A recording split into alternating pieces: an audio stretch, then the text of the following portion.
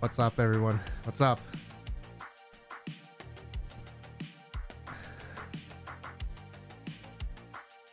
Mining King, what's up, man? Clean up on aisle 5, please. 800 bucks emergency fix. Oh, damn. That's a lot.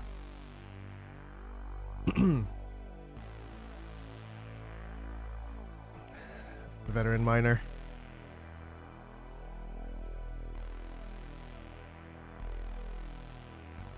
What's up? What's up, guys? All right. Seems like a lot of people want to know what's going on. So here I am. We're going to stream today. I just want to go through the Ethereum core dev. They had a they had a live stream today. And yeah, we're going to go through some info here that you guys may want to know regarding the merge. I mean, nothing has changed, to be honest, except for the difficulty bomb. I guess there's kind of a consensus about that now, so they just right away, in terms of the delay itself, everyone seemed to agree that 2 to 4 months is what would be reasonable. So if you guys know right now, the difficulty bomb, the average block times have been going up almost 14 seconds now. Almost 14 seconds.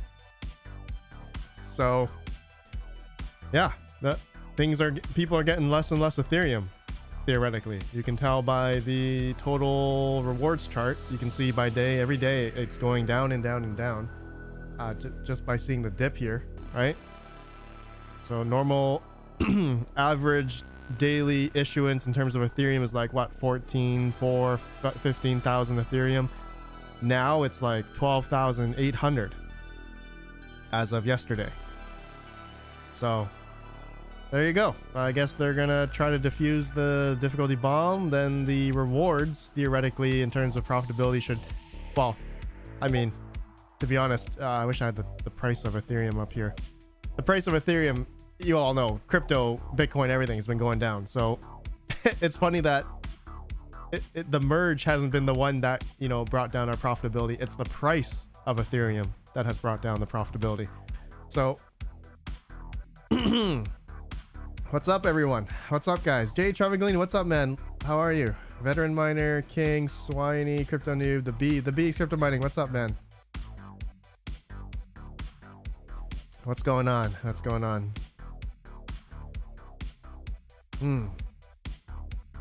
Tom Reed, is your Chia miner still on, Panda? No. A bunch of ants got into the power supply, and I think the machine, I think it died. I don't know yet. I haven't opened it up. I just saw a lot of dead ants.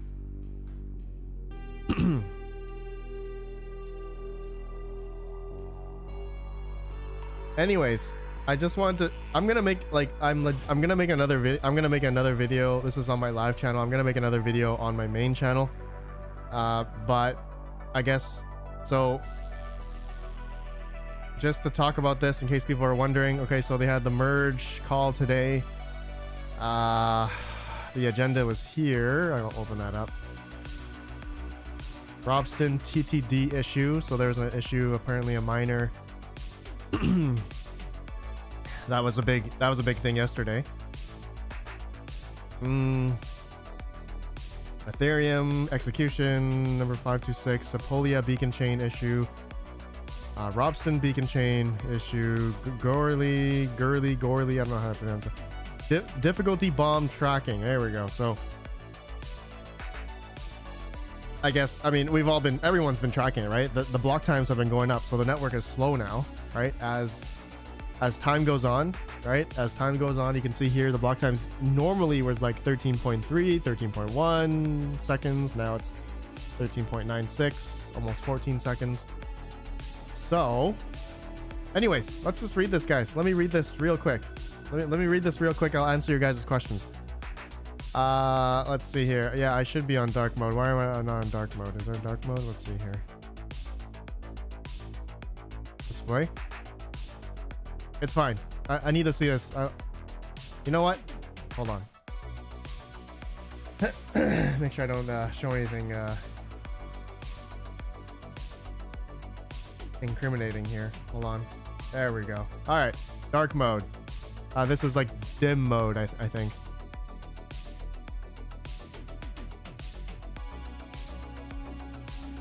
All right. Okay, going along. First, okay, I'm just gonna read this whole thing. I'm gonna read this whole thing, guys. This is just a. If you want to watch the core dev meeting, it's on their YouTube channel. It's pretty long, 2 hours. I didn't go through the whole thing, but I'm just gonna read this here. First on the call, we discussed that what happened on Robson. I gave a recap, which I also shared in the written form yesterday. TLDR of the issue is that Robson TTD was hit before the beacon chain for the testnet was live, and Bellatrix for the consensus layer fork, which activates merge functionality, had gone live. The safest way to avoid this is to simply set the TTD to a very high value, then lower it once Bellatrix is live on the consensus layer. For proof of work testnets, this seems to be the only way to ensure spikes in hash rate does not affect the rollout. For mainnet, given the large amount of hash rate, we could more confidently set a TTD before Bellatrix goes live and have high assurances that it won't be hit before. That said, on the dev call, we agreed that it would be bad to have a rollout process for mainnet, which would be different from testnets. Users and infra providers will use testnets as a way to configure things, and we don't want to tell them to do something different than for mainnet. Going along, we then discussed whether this would cause delays in the merge, and concluded that it wouldn't.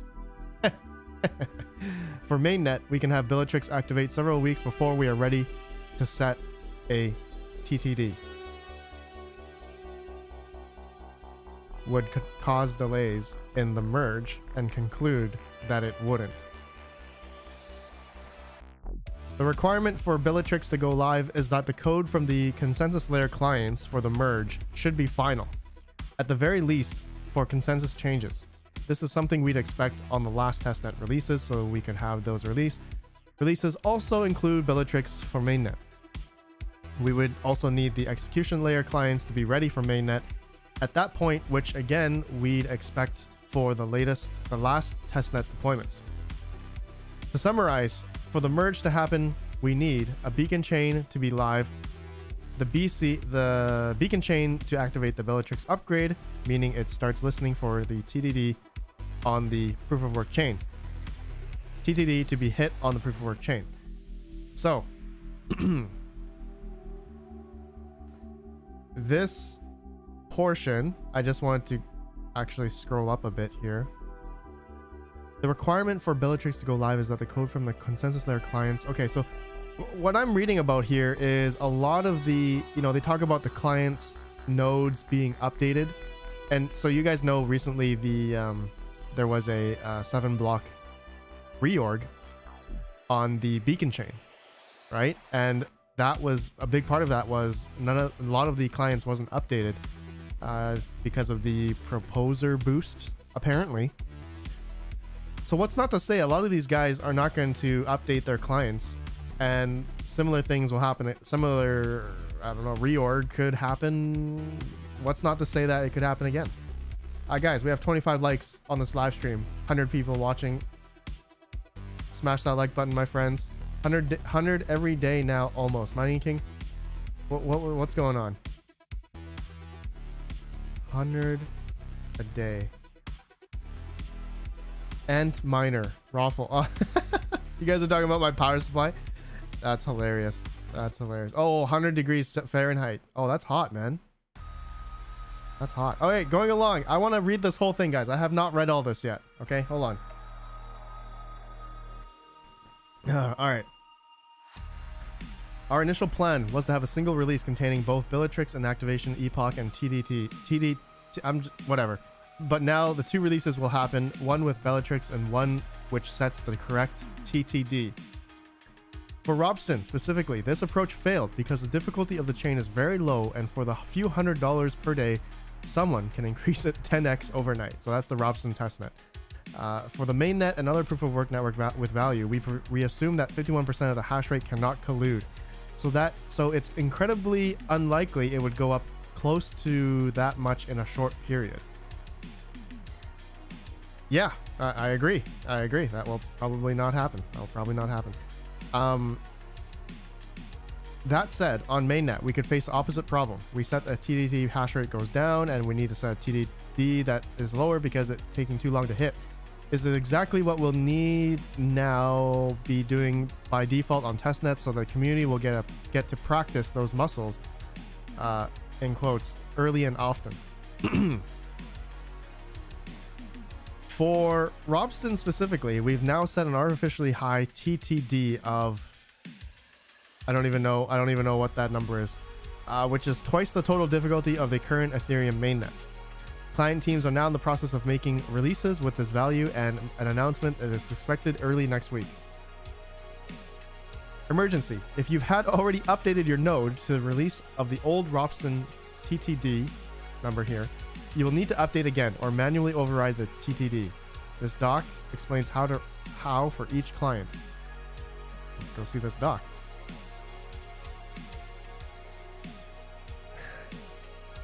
Okay. Use override dot terminal total difficulty. All right, interesting. All right, it feels like I know what I'm talking about, but I really don't. Awesome. So Prism, Teku, Nimbus, Lighthouse, Erga. All right, tons of these node operator clients. All right, going along. For the timeline for the Robson upgrade is Friday to Monday. Client releases out. Monday, Beacon Chain Genesis. Monday, Tuesday, blog announcement. June 2nd, Bellatrix upgrade. June 3rd, TTD chosen. June 8th, TTD hit on Robson proof of work chain. Nice. Okay. That was all on the Robson proof of work, Robson chain. Okay. For the other networks, the delay between 5 and 6 will be larger. We went back and forth about this on the call, but given that Robson is scheduled for deprecation, it decided that it was fine to move a bit quicker for this one. There were a few questions resulting from all this. First was one from POTUS about the status of the JWT tokens. Quick background, the execution layer and consensus layer communicate over the new API, the new engine API, which requires authentication for security using the JWT secret. All right. All execution layer teams have this implemented, and most of them have it as default, with others planning to default to it soon. This is a hard requirement for the next testnets. Next question was whether we should launch a Sepolia beacon chain now to avoid hitting a similar situation there. General agreement was that we should, and run it through Altair as soon as possible, but wait before scheduling Bellatrix on it to make sure we mirror the mainnet deployment. That said, because of some consensus layer clients weren't on the call, CL call is in the next Thursday, we agreed to confirm the decision there. There's no rush to launch it in the next 1 to 2 weeks. We just want it to be live well before the fork Sepolia. So that would be the last, that would be the last testnet to be tested essentially before mainnet, I guess. So there were also some questions by the execution layer teams about what exactly happens during Bellatrix upgrade on the CL side. In short, the block format is changed and the consensus layer clients start pinging execution layer nodes for the TTD. The fact that the block format changes means Bellatrix does not need to be introduced as a hard fork where the CL nodes upgrade at the same time. At the last point of the testnets, Afri mentioned that some of the Gurley signers are looking to become Praetor validators for the merge on that network, and the TTD will be easy to set on the Gurley given it uses click and not proof of work. Next up, we discussed the potential addition of the new method of the engine API. All right, I'm not even gonna talk about this. Let's keep going here. Yada yada yada. I don't understand. It's all code stuff. That raises a question. Engine API. Yada yada yada. All right. Here we go. All right. This is more for us miners here. Next step, we discussed the difficulty bomb. There was a lot of back and forth about this, so I recommended watching the live stream for full context. First, I shared the latest charts we have depicting the block times, along with some block time predictions on ETH research. Okay, yeah. Anyways, yeah, we can already see the average block time chart go up on Etherscan. You guys can see here we're at like 13.1. Now it's 13.9, 14 seconds now. So it has been going up, and along with that, the issuance of Ethereum has been getting less and less and less and less and less every day now. For the past couple of weeks now. So, okay, going along. We've already started to see block time slow a bit, 13.7 this week on average when I last checked. Then explained that he thinks then he explains that we should consider a delay. He shares his rationale on Twitter yesterday too. Hopefully tomorrow we'll decide on the move of the difficulty bomb. Client teams will not want us to rush the difficulty bomb release, which means there will be some time between the decision point and execution. 2 weeks. Okay. Well, okay, so you all know. Okay, just in case some of you guys don't understand. All right, if they don't delay the bomb, it's just the network's going to get more congested, slower, and the issuance of Ethereum in terms of us for the miners is going to be less and less every day. We're going to be less profitable, right? The whole equilibrium of it all. Going along, there were some client teams in support of this and general sense that while the merge is almost done, we're not quite there yet, and the bomb does add pressure. It's a general sense that while the merge is almost done, we're not quite there yet. That said, some people were more awesome. That said, some people were more optimistic about the rate of progress than others, and not everyone believes we should delay the bomb. Interesting. People also disregarded about what unacceptable block times are. Some people think we're nearly already there, and others thinking 20-second block times would be fine if it meant keeping our focus on the merge exclusively. 20-second block times? Hell no. You know, people would freak out, man. You know how slow the blockchain would be? Oh, here we go. It says, Dimbigo says, another potential issue is that if the blocks are slowed down and then the gas limit is raised to make up for the lost throughput, we could see the merge happen with larger blocks than we've currently got on mainnet. One idea that was floated to combine the bomb delay with the client releases for Bellatrix, the hard fork on the beacon chain. At that point, we also need execution layer releases, so you could have them fork too and push back the bomb. That sounds, yeah, I mean, this sounds like a big cluster right here. This is how are you going to coordinate the whole, how are you going to coordinate everyone to update to the latest releases on that? That's going to be such a cluster. Going along, realistically, this would happen at least 1 month from now. All right, so for the difficulty bomb delay. So we'll still see block times climb until then, but it would make it easier from a coordination point of view. In terms of the delay itself, everyone seemed to agree that 2 to 4 months is what would be reasonable. Doing less than that is useless, and no one felt like we would need more time than that. There seemed to be a slight preference for shorter end of that range too. Obviously, right? A lot of people want the merge to come faster. So, you know, obviously everyone knows that this difficulty bomb is basically to pressure the developers to bring this type of thing out faster. I mean, this has been in place for a long time now. Okay, so there you go. Everyone seems to agree that 2 to 4 months is what would be reasonable. Okay. So in a month from now, all right, let's do some calculation stuff here.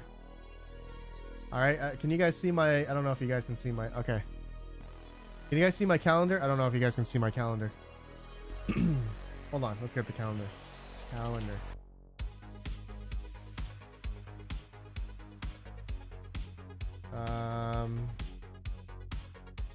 There we go.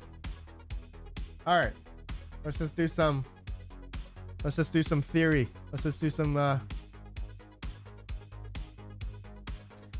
all right, it is May 27th.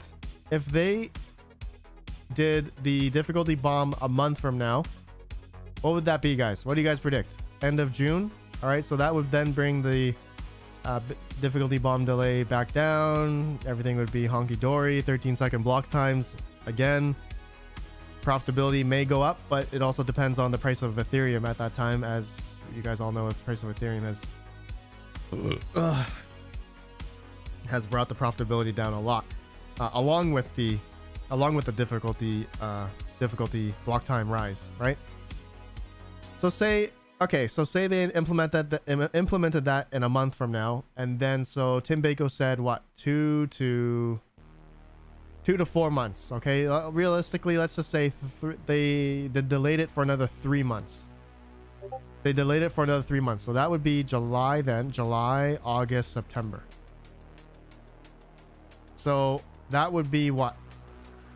That would be you would be able to mine Ethereum without any block time issues July, August, September. So does that mean September it could be when the merge comes out? I think that's what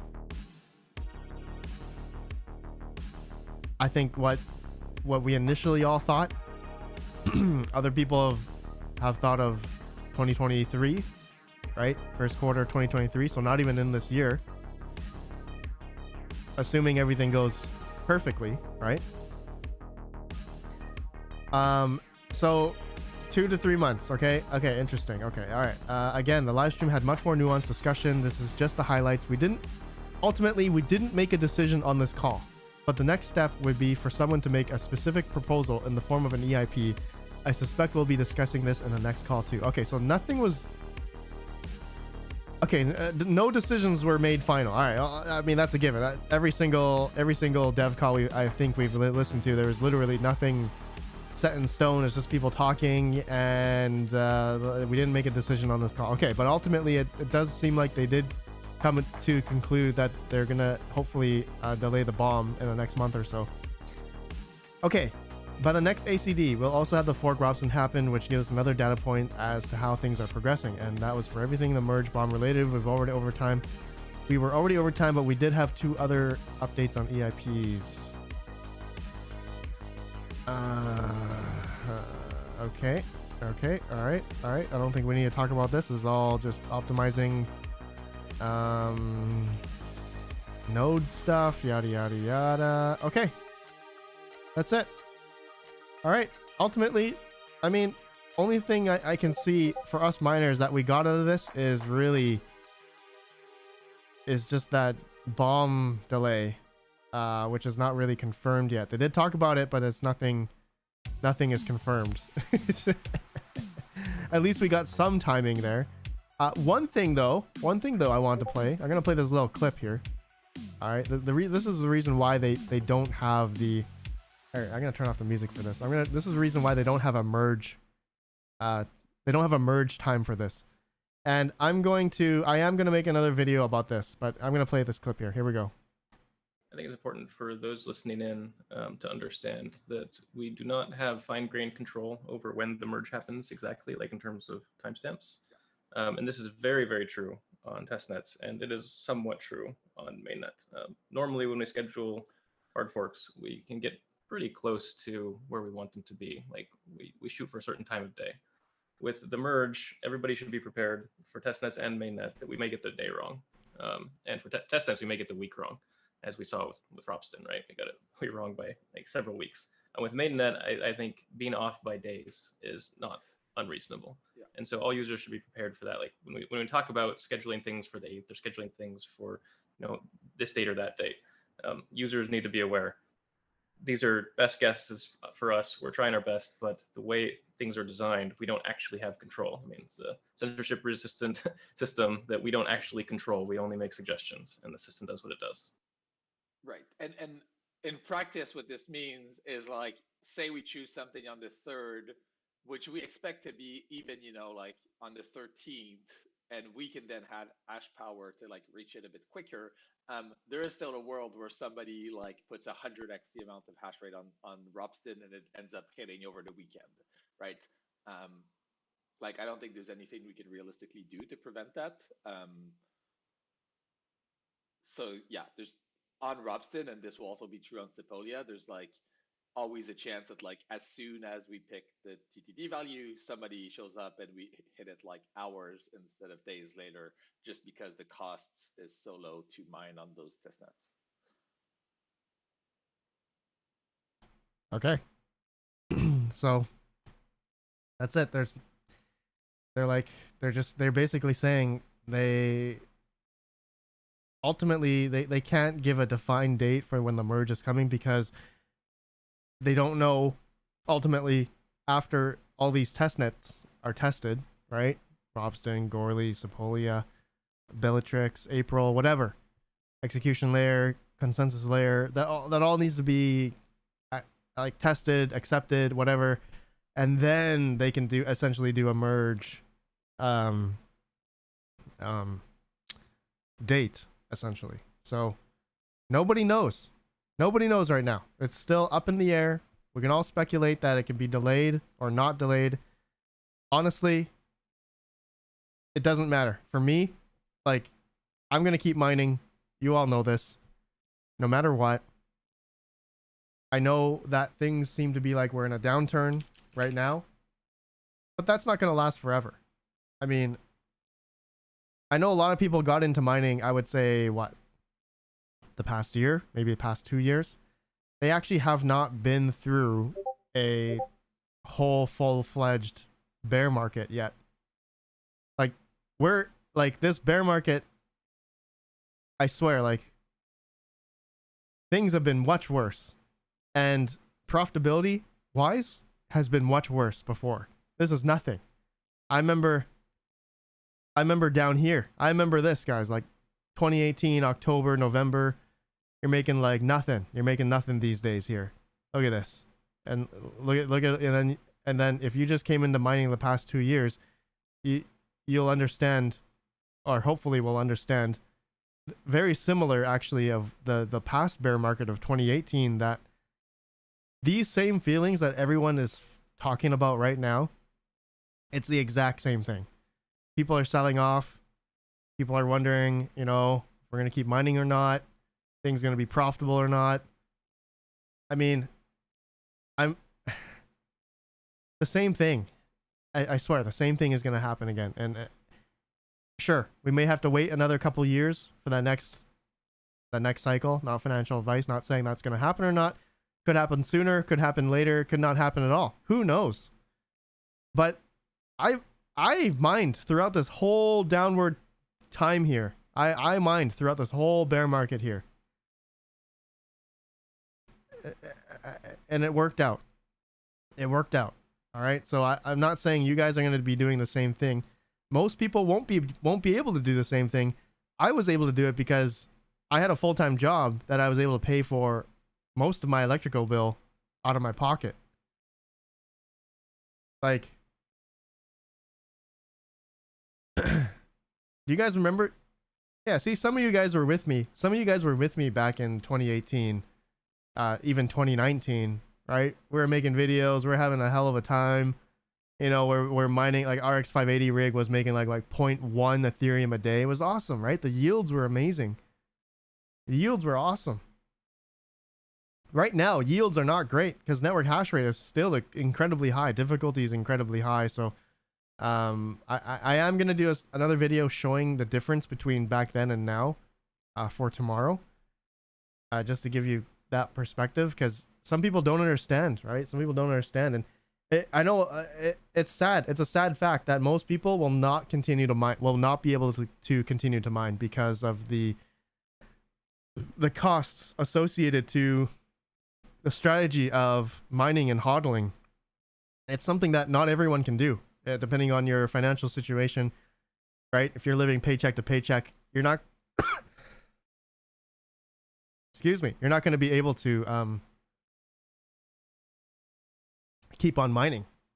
And that's a sad fact. That's really a sad fact in terms of people that are going to be hoping for the long term. Like, some people, like, you got to think long term. You got to really think long term. I think that goes with anything that we invest in. Big Wooly, what's up, man? Big Wooly, how are you? All Doubtery, man. I gotta read chat here. Abdul Rahman, Red Panda Bear market name. Hey, yeah, that's actually a good one. Mining Workshop. I remember your video RPM when you said 18% fall on ETH when ETH was 80-ish? $80? Mining Workshop, you mean like way back then? When was it? Dude, if Ethereum goes to like $80 or $100, even below $500, you best believe I'm gonna start buying Ethereum. I'm gonna buy a lot of altcoins. The bear market for crypto, especially for like altcoins, is like the time to buy. Not financial advice. And then mine too. Sorry, mine and buy. Honestly, just literally everything. You buy hardware because hardware appreciates in price, and then you buy the coin. But then at the same time, you also mine the coin because you're then getting. I guess it depends on the network hash rate difficulty. You could be yielding more, but if it's not profitable, if a lot of people already okay, so that's one thing I've thought about recently. That strategy we've all been like preaching about, and as more and more people do that strategy, it's kind of like, and I'm not trying to be, I don't want to be disingenuous here. Like, people don't understand, like, you know, game theory, zero-sum game, as everyone and their dog, as everyone, all of us are mining, and maybe we're all mining the same coin, you know, depending on the price of the coin and if it's profitable for us to keep going or not. It may not be, right? If the prices of these coins that we're going to be mining is not going to be great. So there's going to be a shakeout. All right. I'm definitely predicting, like, there's already a shakeout. I already seen tons of people on Twitter and Discord. I already get tons of emails, people saying, Red Panda, you want to buy my whole farm? And I'm just like, dude, it's happening. This is happening. This is 2018 all over again. It's happening. And it sucks, right? It sucks for those that have to get out. And I feel bad for those that, you know, that got into maybe a warehouse situation and you're spending a couple $1,000s on rent. And if this bear market comes for the next couple of years, that's tough. That's tough, man. If you don't have the capital to keep going, actually, if you can somehow offset, because if you do it as a business, you can offset it with taxes, right? You can write-offs, all that kind of stuff. So you can do it in a way that hopefully it'll benefit you in the long run, but not financial advice. But it's scary, man. Yeah, some people will not be able to weather this storm. If you do not have a job, like a job that can, you know, upkeep your mining hobby, you're not going to be able to mine. It's going to be pretty dire. It's going to be pretty dire. Dude, bear market's the time to buy hardware, man. I remember buying Radeon 7s for like 300 bucks. Vega 56s for 200 bucks. I bought 1080 Ti's for 250 bucks. I bought a lot of cards during the bear market. And now, right, lo and behold, those cards then were worth like $1,000 when things were starting to get extremely profitable. Now, I'm not saying though, the biggest scenario, the biggest risk here is that Ethereum is going to go away from proof of work.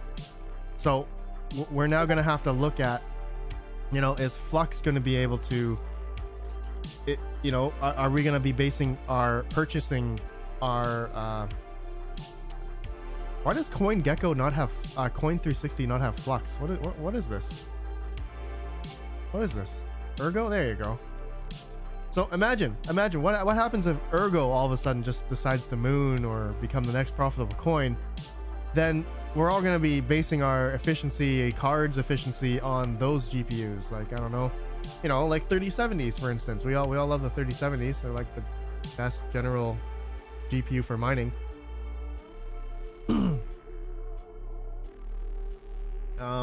So Happy Dictator, what's up, man? I can't wait for the bear market. I'm kind of, yes, for me personally, I can't wait for it either.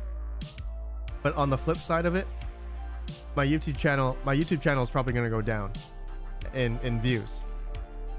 I'm not quite sure, but you know, depending on those that are able to, you know, stay and maybe are going to keep mining, depending on their financial situation, then they'll probably still watch. But as I've already seen since last year, since the market's been coming down, you all know, right? That I've been getting, my views on my channel have been cut in half, essentially. As the Bitcoin price has been essentially cut in half from 60K, my views have also been cut in half as well. So I will still be here no matter what. I'm still going to create content. I was here during the last bull and bear, and it was a good 2 years I made videos during the bear market. It was awesome. You know what? I can't wait, honestly. If we're going to have another massive downturn for the next couple of years, that's honestly going to be really fun.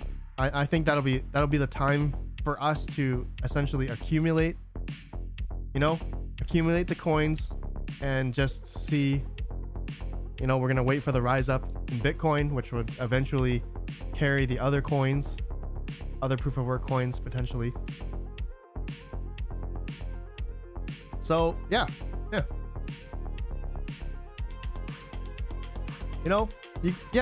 The veteran miner, I'm here for the long term. That's it. I mean, that's ultimately it. In mining, it's not a get rich quick scheme, man. Like, a lot of people think they're gonna make tons of money tomorrow, and it's just like, no, you don't. I mean, okay, if you had like 1,000 mining rigs, if you had 1,000 mining, like, let's just say you had let's just see here, let's do 500 3070s. That's 30 gigahash. Okay, 30 gigahash, 10-cent kilowatt hour. You'd be making about $481 a day after your electric.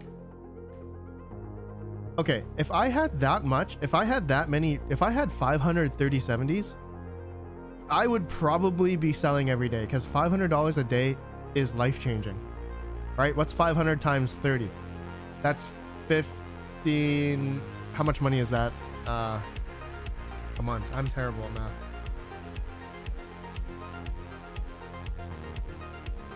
That's 15 grand. That's 15 grand a month right now. I want to know in the comments.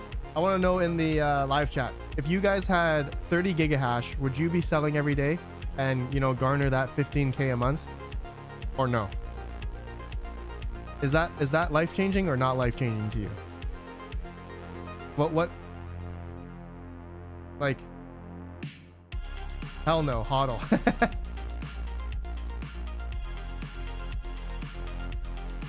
I'm at 15, and yes, I sell every day. Blacksmith mining, nice, man, nice. That is freaking life. That is freaking life. If I had a regular job, it'd be like, what, you make like 50, 45, 60K a year on average. You'd be paying a boatload of taxes, of course. Yeah, but you'd still make more than the average person. But think about it, like, $500 a day, that's nothing to scoff at. Okay, the other side of it, what if I had like 50 3070s? That's 3 gigahash. $48 a day. Okay, now now answer this, guys. Would you sell every day? Would you sell $48 worth of Ethereum every day? No, definitely not. That's not life changing. No, definitely not. I would not. How much is that a month? Oh my god, that's 48 times 30. 1,400 bucks. Yeah, I would definitely not sell $1,400 worth of Ethereum just to get that $1,400 a month. I would 100. See, so that's why I go back to the idea of, since we're all residential, well, most of us, except for who said he had 15K a month? Blacksmith Mining LLC, nice name.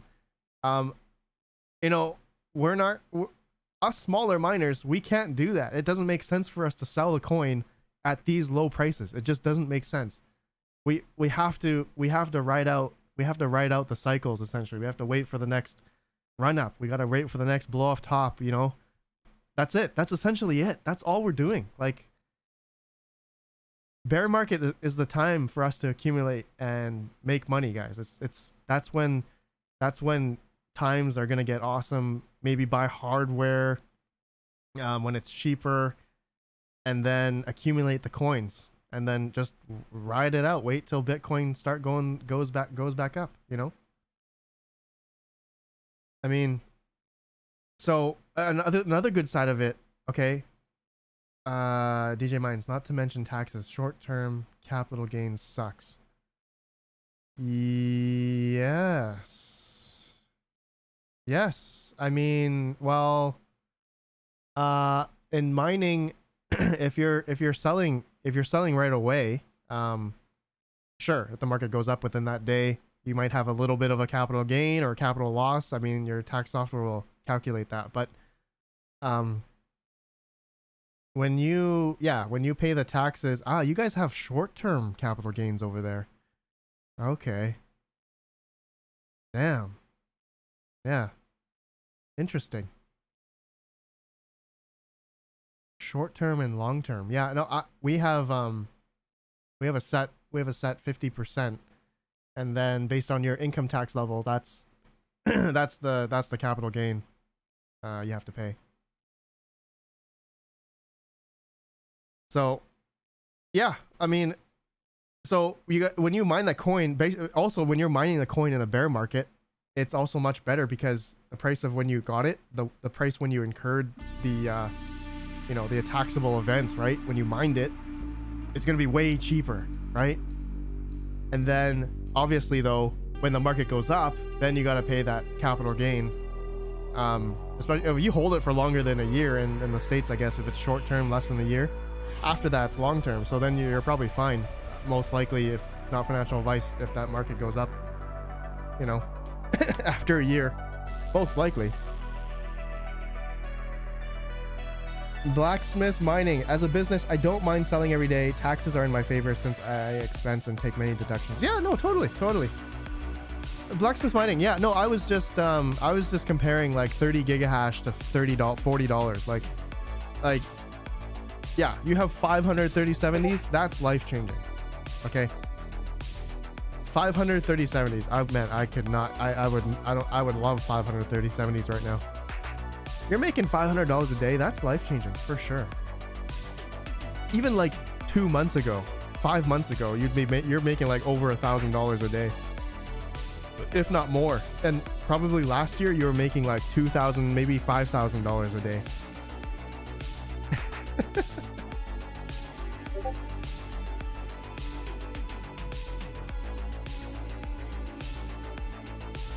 Exotics mining. What's up, man? Abdul Rahman Al-Bar, you don't have to pay tax if it doesn't exist. If you want to put it into your bank account, it has to exist. If you're going to eventually put it into your bank account, they're going to ask, hey, you mined this Ethereum 4 years ago. Why didn't you pay tax on that Ethereum 4 years ago? And, you sell that Ethereum 4 years later, and they'll be like, hey, you got to pay interest on that Ethereum you acquired 4 years ago from mining.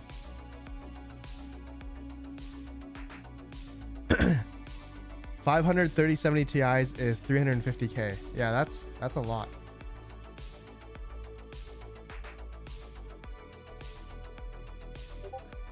DJ Mines, I used to make more with 3 gigahash than I do now with 6. Feels bad. Dude, you're preaching to the choir. Same, man. Same.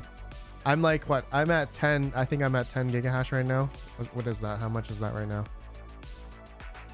I'm making $212 a day. No, wait.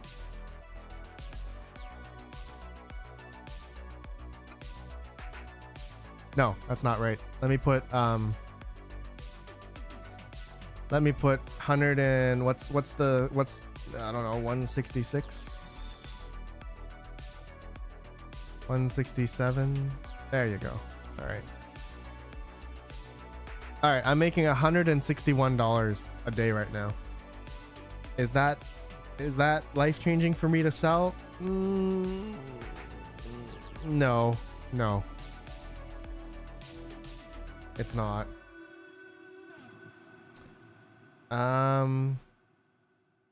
Techman, 30 cards after expenses. I am around $20 a day. Oh. Yeah, I mean, it just doesn't make sense to sell now. It doesn't make sense, man. It's time to accumulate, and you just gotta believe in the long term. You just gotta believe in long term. That's it. Yeah.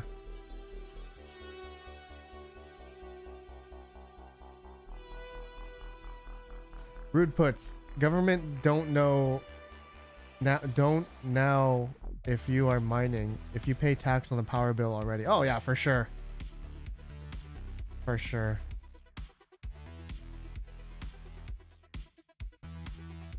That's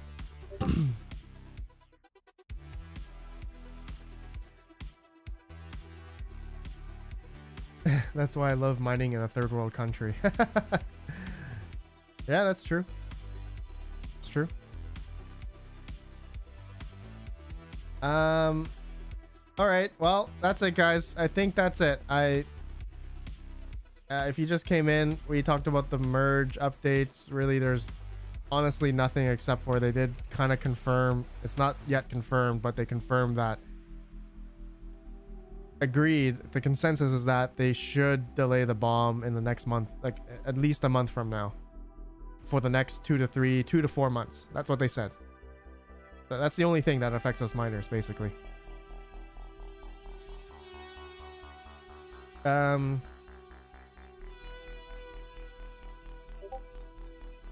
What else are you guys saying here?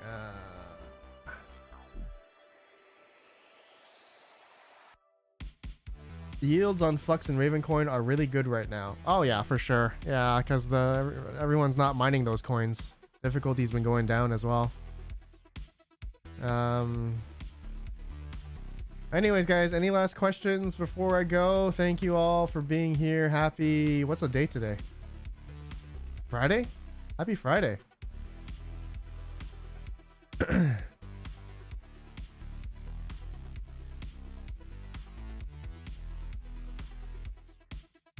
Mining King. Thanks, Mining King. You too, buddy. Oh, Mining King, I gotta watch your video later. You unboxed the... Hell yeah. Saturday over here. Rude puts. See you, man. What's the hash rate on Flux with a 6600 XT? 20 something? 20, 25, 24, 22? Something like that. Mining King, did you get yours yet? Mining King, I didn't go to the post office yet. I can go now. I can go check. I'll go check. I'll let you know.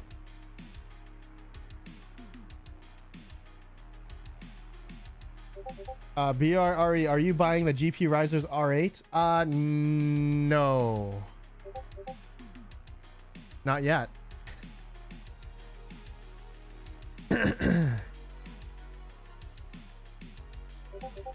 All right. See you guys later. Have a good one when you move. Are you going to be getting your A6 back? Stefan Cicero, probably not. I'm going to keep my A6 in with Yankee. After the merge, I'll be moving the Flux. Need that node. Yeah, I mean, yeah. I get the whole nodes and staking stuff, but I'm not really a big fan of it. But I understand the value proposition of it. All right, my friends. Last question. Are you still on ETH? Of course I am. Of course. Do you consider switching to other coins? Every day. No, actually, I consider it multiple times a day. Yes, BuzzTech. I consider it multiple times a day. I'm just very lazy.